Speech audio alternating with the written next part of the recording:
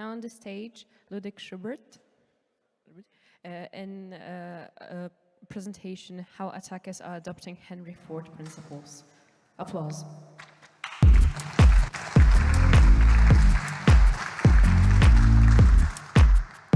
Thank you very much. Let's make a small exercise at the beginning. This is like unique location. I've never been to locations like this. So once again, some sound, huge applause for the organizers, and we will attract some more participants. So thank you. Thanks. I will need you to be fresh, and I will use your brain, during this presentation. So some overview about me: security researcher, incident responder, SOC architect, and consultant. So I spent most of my career building, transforming, and running security operation centers. Today's agenda: we will be talking about the mass production principles, or Henry Ford principles. We will go through the phishing and automation of phishing attacks. We'll be talking about the detection and prevention of those.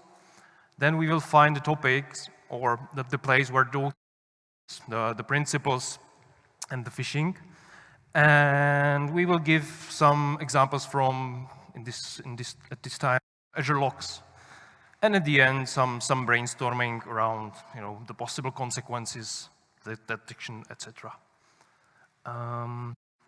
So with that, what are the principles of mass production? Standardization, continuous flow, division of labor, and reducing wasted effort. And here I would highlight the division of labor and reducing of wasted effort.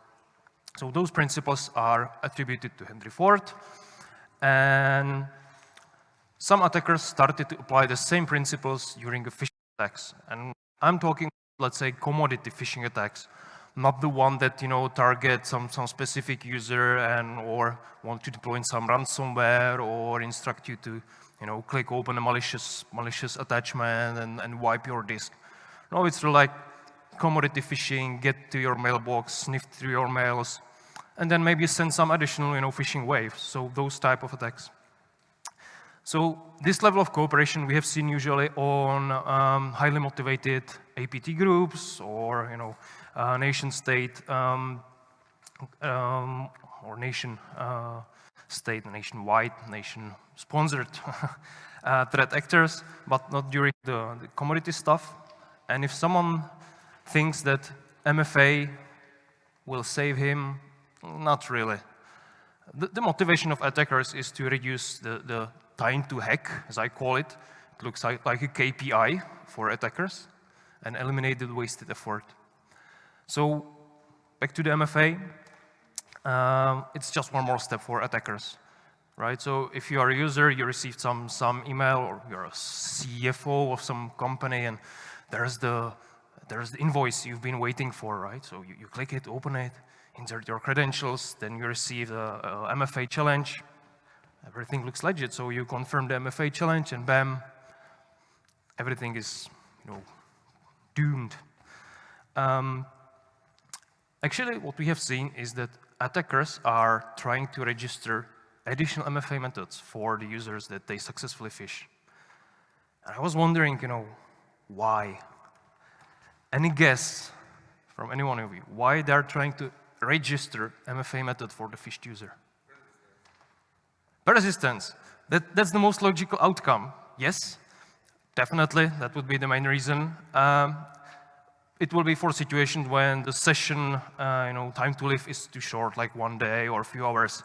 Not like much companies adopt this. Usually they're like, the session is valid for 30 days, 60 days. So then persistence, do they need to stay, for such a long time? And I was thinking about some other possible scenarios. So let's imagine that you're an attacker, right? And you send a phishing email to 1,000 users, and 1%, in 1% of the users, you are successful. So additional KPI, 1% of successful phished user. So you start your day, one session, 2 sessions, third session, 10 sessions. So You start opening your incognito windows in the browser. You're looking in the mailbox. CFO, there is the CFO. I got a CFO. And then some other user, you open it, you want to get back to the CFO, and you close the incognito window. What would be the response if you're a hacker? Kurva, right? Definitely. But if you have the MFA, then you can come back. So maybe some other possible scenario just for fun. So how attackers automate the phishing? Very popular tool, EvilJinx. There are more tools like this. So basically, EvilJinx is a type of proxy that intercepts the SSL TLS communication and makes a new channel with the real website. So here on the picture, there's a real website. It could be Google, Microsoft, Facebook, whatever. Here is your EvilJinx phishing server, and there's the victim. So you find the domain, some type of squatting or similar technique. So let's imagine Microsoft. So you register Microsoft, configure the EvilJinx server to intercept the traffic, forward everything you receive to real website, Google or Microsoft, in our case Microsoft, and send the Microsoft to a victim user. So user receive some logging page that looks like a Google. He didn't check the browser address. He inserted the username, password. It's forwarded to Google, verified. If it's successful and if you have MFA configured, Google will ask you to confirm the MFA. So he sent a form to the EvilJinx domain, please insert the SMS code, authenticator app code, whatever code you have. And this is forwarded to the victim user. So he believes, okay, that's a standard way. Let's confirm it because I want this invoice. I really need it. Bam. So with each successful login, website is generating some authentication tokens for that session. Those are the cookies. And EvilJinx is capturing those tokens, those cookies, and basically open or copies the session, right? So the main problem is that user can't recognize the difference between a legit and a fake website. And with already mentioned, browser-in-the-browser techniques, this might be even harder. And there are some users that are like, oh, look, green icon, I'm safe. Not really. So from an attacker perspective, I hope you can see this black box. It looks like this. So you have some IDs, like number of phished users. They used fishlet. And fishlet is a plain text rule set in YAML format, which is fed into EvilJinx, and it describes the rules, how the EvilJinx should behave, what domains, subdomains they should capture, forward, what kind of strings should be replaced, which cookies to capture, etc., etc. So you have multiple pre-built fishlets for LinkedIn, Google, Microsoft, whatever, and you can build your custom. So then you can get admin, username, password, token, that's the session, so you are informed if the session is captured or not. Remote IP, this is localhost, but in real life scenario, you will get the IP of the phished user or of the victim user, and when this happens. And attackers are quite smart, so they are really mimicking the company logging portals. So they are dynamically loading, for example, the background. So if you enter email address like Ludek at Microsoft, Microsoft background is loaded. Ludek at Accenture, Accenture background is loaded. Ludek at whatever company. If you have an account on Microsoft, the background is dynamically loading. So sometimes it's quite hard to distinguish, right? So some thoughts about detection and prevention. So first session of brainstorming. So I have heard some ideas that we are using proxy, when we are blocking phishing domains. Yes, if you have a category for phishing domains, some customers tend to block all newly created domains. You can be safe from that. But attackers are using well-known services on domains that usually don't risk to block. Like Adobe, we have seen hosted pages or hosted content on Adobe or the Adobe subdomain, Google, OneDrive, and there are many more that you just don't risk to block like as a whole in your enterprise. Prevention thought, universal second factor authentication or FIDO2 keys for MFA. That's quite a good one actually. So the website talks directly to your hardware token, the key plugged into your USB. And if the domain name that the key is registered does not fit with the domain that is asking for the credentials or for the second factor, it will refuse, the communication will fail. So it's called relying party identifier, RPI. So it's comparing what you have registered in the key with the actual domain that is requesting the second factor authentication. That works, but huge enterprise usually don't have those keys for everyone. It's quite costly. It's a question, right? But for regular workers, they don't have it. So they still use like authenticator app, SMS, callback options, which are not the best one. Some detection of unlikely travelers. Yes, that's a good one. But then we have this bring your own device, or as many InfoSec professionals call it, bring your own doom, and proxies that are making our life harder. So the example with the CFO, he has a company laptop, he has his home laptop, he has company iPad, his kid has an iPad, and he loves to access the company mailbox from all those devices. And then he has a mobile phone with God knows telco provider. So you can see I don't know, from his company laptop, address of your proxy provider.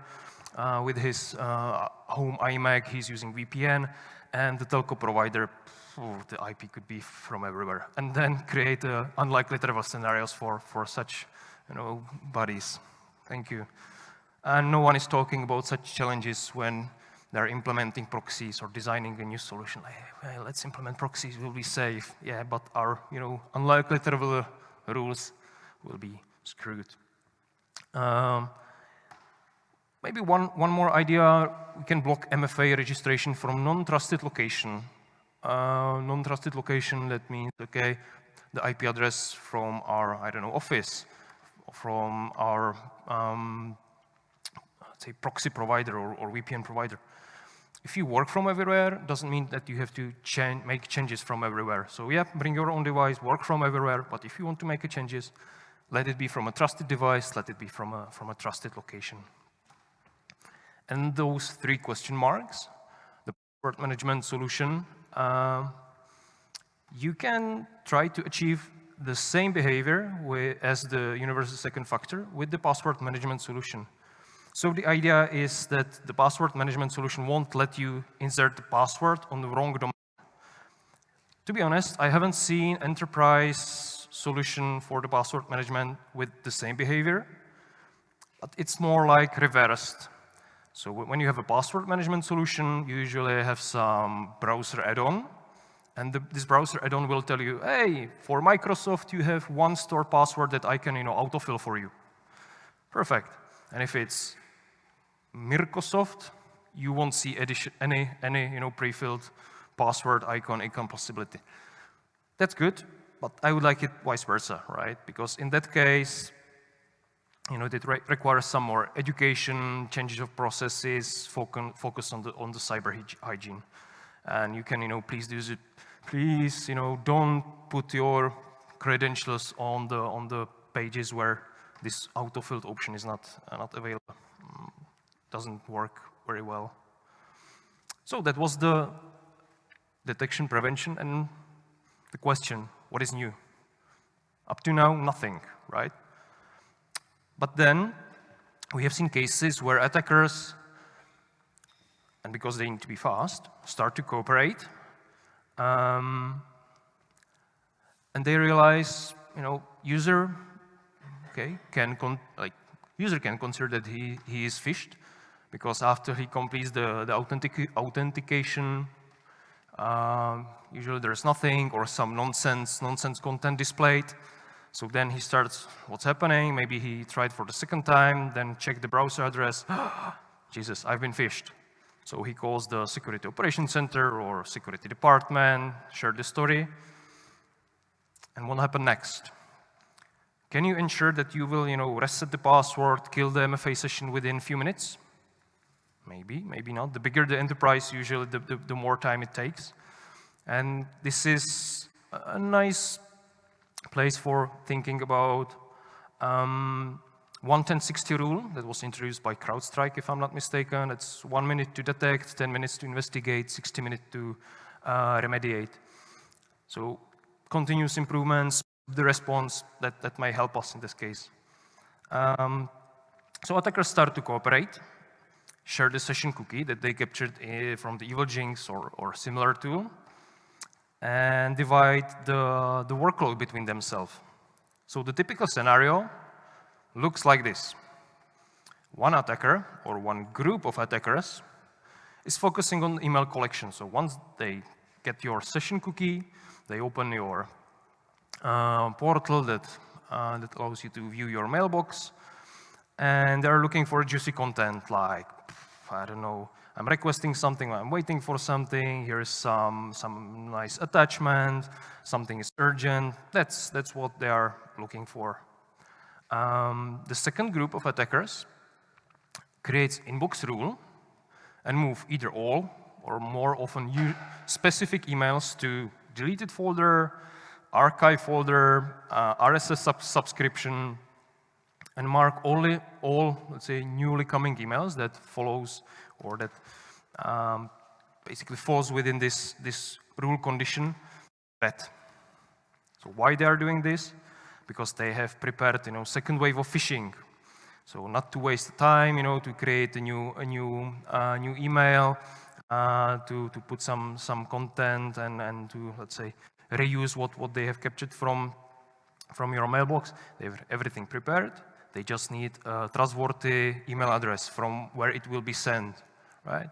So they have, like 10,000 additional, like,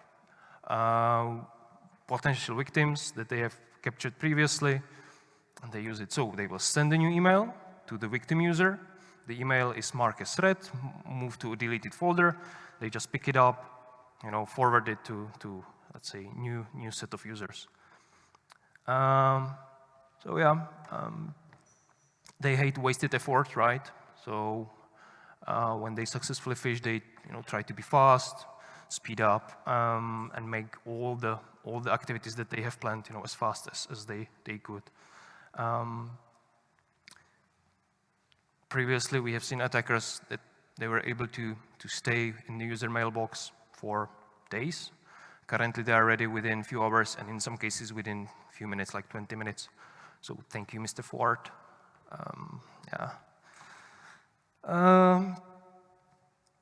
Third group of attacker is skimming through the available portals, services. In Microsoft case, it could be Yammer, SharePoint, even Teams attachment are, I think, stored in the SharePoint, and look for reusable content like invoices, contact lists, spreadsheets. And fourth group of attacker, if applicable, is trying to gain persistence by registering the additional MFA or trying to register if you have allowed it. So that's actually new, and here I would expect some reaction from you, because if I'm presented this, okay, phishing and attackers are cooperating, they are fast. What should be the reaction, or what is the reaction I would expect? My reaction would be like this. So what?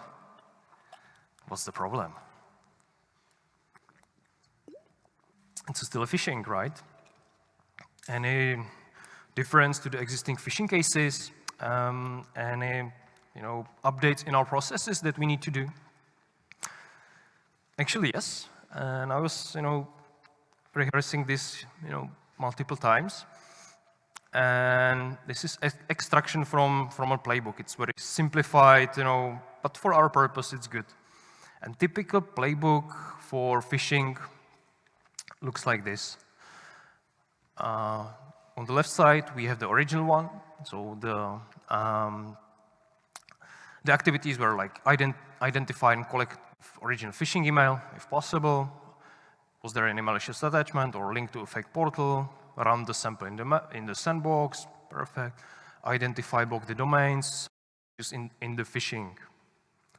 And if it's confirmed, business email compromise or successful phishing, as you wish, then there was the instruction from sign-in logs, identify the attacker IP, and request the block. Perfect. But usually the IP address that you will see in the sign-in logs or in the audit logs will be the evil server, not the other activities done by the cooperating attacker. And then the second step or next instruction is any office activity or any mailbox activity from the attacker IP. So you captured the IP from the sign-in logs, you use it, to search all the activities from attacker IP, and there's nothing. They share the session cookie. They don't need to sign in again. Just share the session cookies. So one group of analysts, when presented, the standard playbook, they say, okay, there was a successful business email compromise or successful phishing. Here's the IP address of the attacker, of the evil server. No office activity from the attacker IP. I'm done.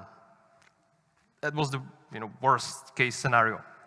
The second group of analysts, unfortunately, the majority was thinking a bit, okay, but still it's a confirmed business email compromise, so we will do the password reset. Perfect. Some playbooks were completely missing the instruction to kill the sessions. So you can reset the password, you can reset the password twice, but still the session cookie will most likely be valid even after the password reset. So that's one important outcome, kill the session cookies if you can. So we need to move from the original one to new variation of playbook, taking into account the possibility that the attackers may cooperate and you won't find all the IPs from the sign-in or audit logs. So you collect the IPs from both signing or office activity, mailbox activity logs, and there is a good reason to capture other details like user agent, operating system, browser version. Yes, some logs won't give you that granularity, such details, but usually Microsoft, Office, Azure related stuff will give you those details. So if you have AD joined device, it will give you this information. They try to extract the browser version from the user agent and estimate the operating system. And then some interaction, in all cases, collect the interactive sign-in logs, non-interactive sign-in logs, office activity, inbox rule changes, new MFA register, yada, yada, yada. Non-interactive sign-in logs, that's maybe a specific term for Azure. Those are the activities that are usually satisfied by presenting a cookie. Those are not usually onboarded into CM. It could be Sentinel, any other CM, doesn't matter. But sometimes some scripts and scheduled task works very similar as cooperating attackers, so you won't see the relevant or you won't see the sign-in log for this, just some activity done by something that was satisfied by a cookie or any other authentication token. So it might be hard, but still good to capture. Those non-interactive sign-in logs are stored for a couple of days maximum. So now a question.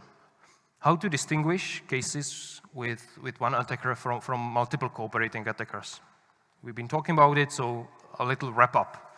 So don't rely on your audit logs, login, sign-in logs, whatever you will call them, but include mailbox office activities to your investigation playbooks or onboard them to your CM or log management solution. try to filter known user IP addresses and display all others. That's a question if you have if you will use, let's say, standard user IP addresses, right? With the BOYD, with the proxies, with the VPNs, it might be hard, but still, you should have some understanding from the logs that what IPs could be expected from the specific user and what not. The user agent might be useful, so pivot over different variables like user agent, timestamps, type of activities.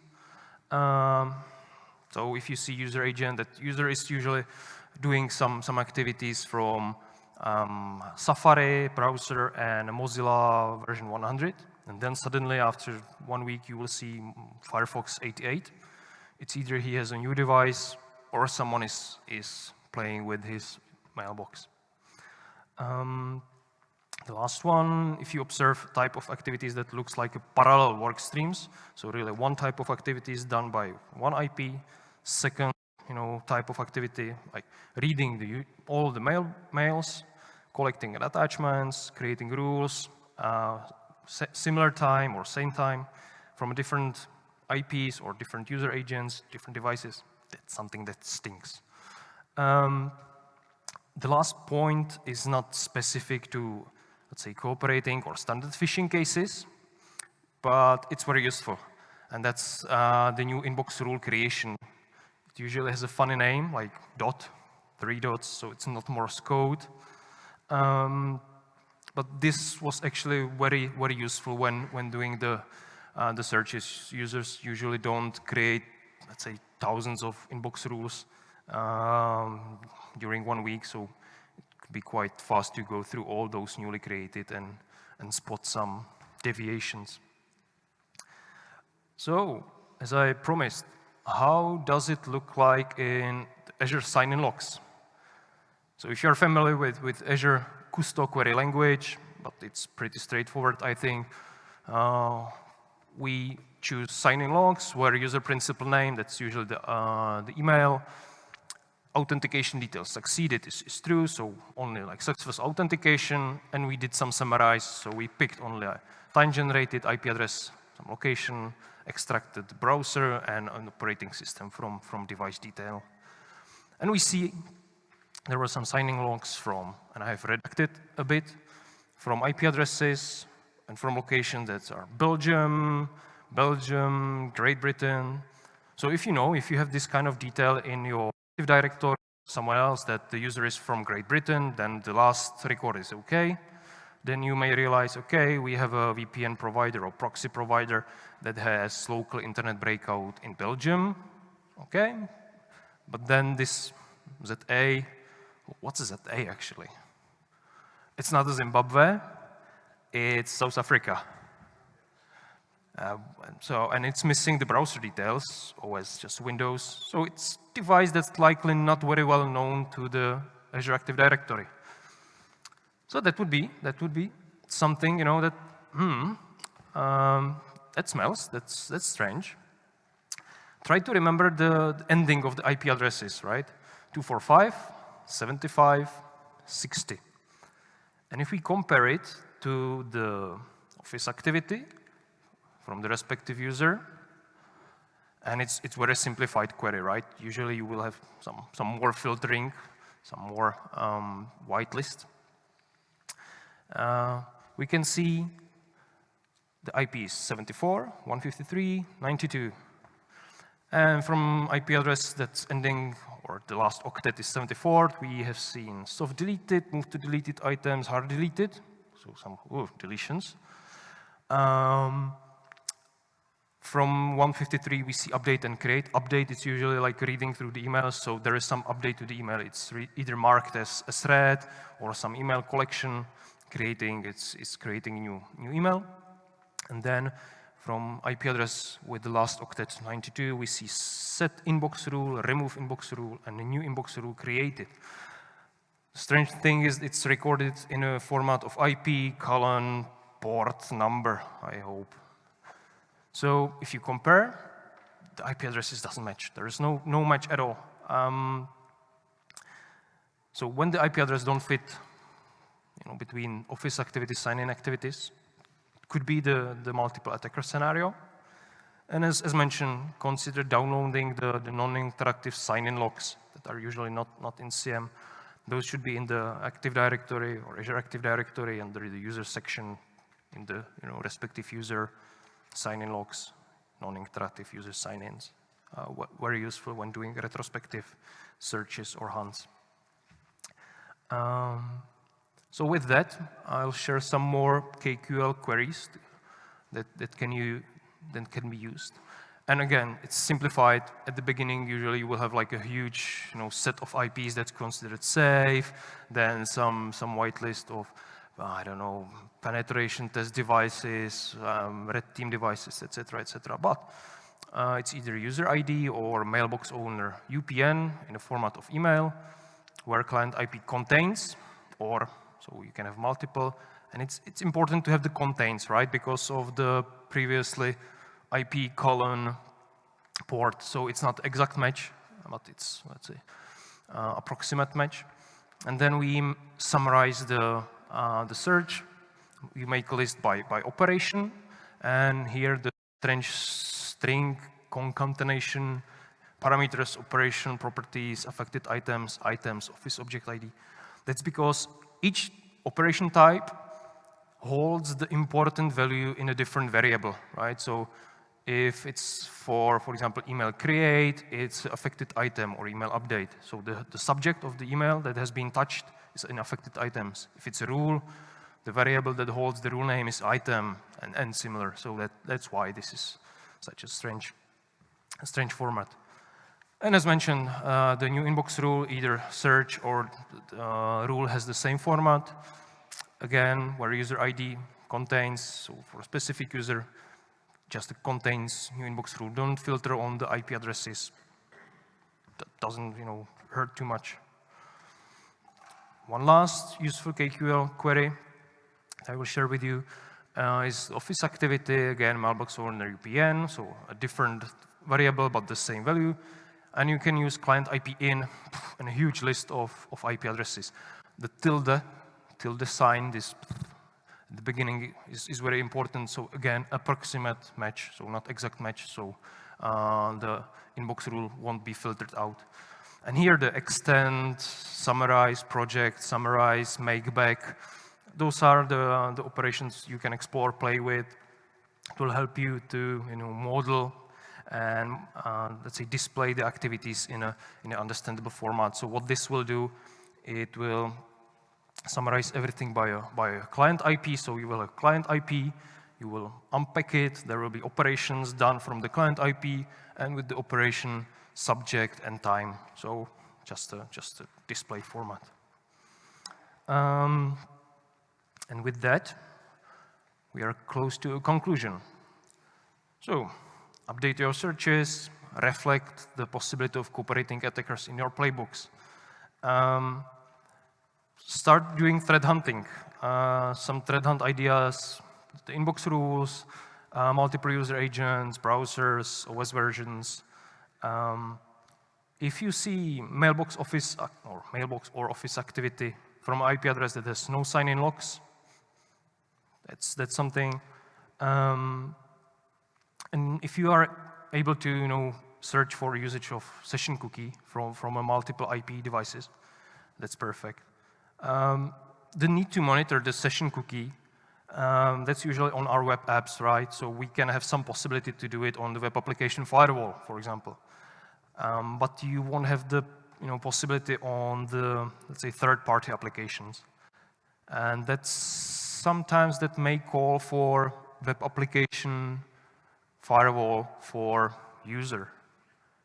The same as with standard firewall, there was network firewall, host firewall, whatever firewall we have. Now we are moving higher in the stack, and maybe we need a WAF for a user, or person-specific, or person-based WAF. I don't know. We have shared multiple ideas with Microsoft, and they made some changes to the Authenticator app. So now it can display the IP address and the location from where you are, for which you are confirming the MFA request. there is a problem again with the proxies and VPNs, right? So standard user, when he receives, okay, I'm in Great Britain, I don't know, I'm using VPN or proxy that has internet in Belgium, and I should confirm a request from Belgium. No way. I won't call it IT, hey, by any chance, are you routing my traffic to Belgium? This won't happen, right? So that's not the best, option for, let's say, enterprises that are using proxies. We ask to display some other variables like the user agent details and device details. Let's see. No response yet. We have asked, the Microsoft Defender for some possibility to mark or alert for the activities where we don't see, let's say, the authentication. No response yet. It seems that we can find a problem for each solution. It should be vice versa, but never mind. And with that, last brainstorming, and it's a what-if scenario. So what if? I'll tell you that. As I mentioned at the beginning, I was trying to identify, why attackers are cooperating in such like standard commodity phishing type of attacks, right? There's no money, there's no ransomware. But what if the targeted organization is bank? There might be some money. What if the attacker uses VPN, so their records or the RP is from the same location, from the same country as the victim? So let's imagine that they were targeting someone in South Africa, and their IP records were also from South Africa, like next city to Johannesburg. Would you spot something? Would you identify there is some anomaly? Maybe yes. And what if there were only 3 recipients of the phishing email, and all of them were from physical security department that were responsible for money distribution to ATMs? So we have guys responsible for money distribution, ordering the tracks, distributing the money. We have South Africa. What if the track that is, delivering the money next week is hijacked? From the logs, would you be able, to connect those dots together? Would your SOC will be able to say, okay, there is something smelly. We should inform legal, we should inform corporate cybersecurity department, we should do something. Or they will close it with, kill the MFA, reset the password, work done, next shift, thank you. And that's a question I have no answer. So try to think about it. And with that, thank you for your participation. Thank you that you survived my presentation. Any questions? Thank you. If somebody has questions, I will go up with the mic. Yeah, I have a question. Hello. About playbooks. In what format do you use them? From a different company, so that was extracted. Yeah. What would you recommend actually? Should be printable or electronics as well? Okay, it depends. So there are pretty good, collections of playbooks on GitHub and available quite freely. But it depends. If you have a SOAR, for example, in your SOC or in your company, then those playbooks should be embedded in the SOAR, right? So automate as much as possible. If not, record it somewhere, and it's always best that you have printed them somewhere as a backup, because as Bill Gates said, if you want to preserve your photos, print it down. So that's the same, right? If there is a huge problem, the systems won't work, and usually that's the place where you have your playbook stored. So yeah, backup solution, print it. Some solution that people can cooperate. OneNote is okay. Excel in some terms are okay. It depends, but the best case is definitely SOAR and start to automate. Any other questions? Okay. So if there are any other questions, I'm sure you can ask Ludek in private. Definitely. Catch me if you can. Yeah, exactly. So please, big applause